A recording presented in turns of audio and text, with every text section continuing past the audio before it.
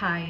So ഞാനിപ്പോൾ ഈ video ചെയ്യാൻ കാരണം നിങ്ങളെല്ലാവരും വിദ്യാർത്ഥി നിതിൻ രാജിൻ്റെ മരണത്തെ പറ്റി മീഡിയാസിലൊക്കെ കണ്ടിട്ടുണ്ടാവും.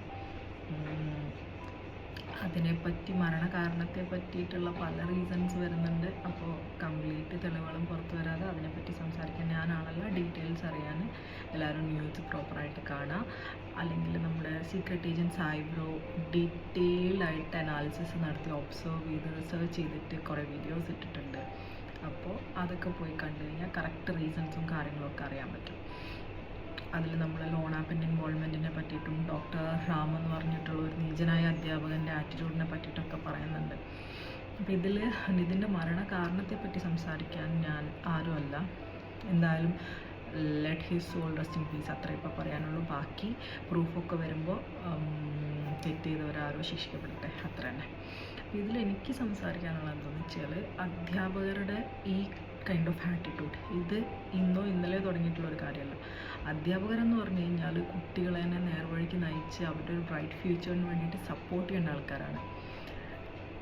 അങ്ങനെ ഒരുപാട് അധ്യാപകരെ എനിക്കുണ്ടായിട്ടുണ്ട്. പക്ഷേ ഇതല്ലാത്ത ആളുകളും നമ്മൾ സ്കൂൾ ലൈഫിലും കോളേജ് ലൈഫിലും കടന്നു പോയിട്ടുണ്ട്. പല രീതിക്കും കുട്ടികളെ തളർത്താൻ നോക്കുന്നവർ, ഇപ്പോൾ നിറത്തിൻ്റെ പേരിലാണെങ്കിലും ജാതിയുടെ പേരിലാണെങ്കിലും ഹൈറ്റിൻ്റെ വെയ്റ്റിൻ്റെ ഒക്കെ പേരിൽ കുട്ടികളെ തന്നെ അടിച്ചമർത്താൻ നോക്കും. സ്കൂൾ കാലം മുതൽ കാണുന്നതാണ്. ഡാൻസിന് നല്ല ഭംഗിയുള്ള നല്ല വെളുത്ത് തൊടുത്ത കുട്ടികൾ മതി ഡാൻസിന്.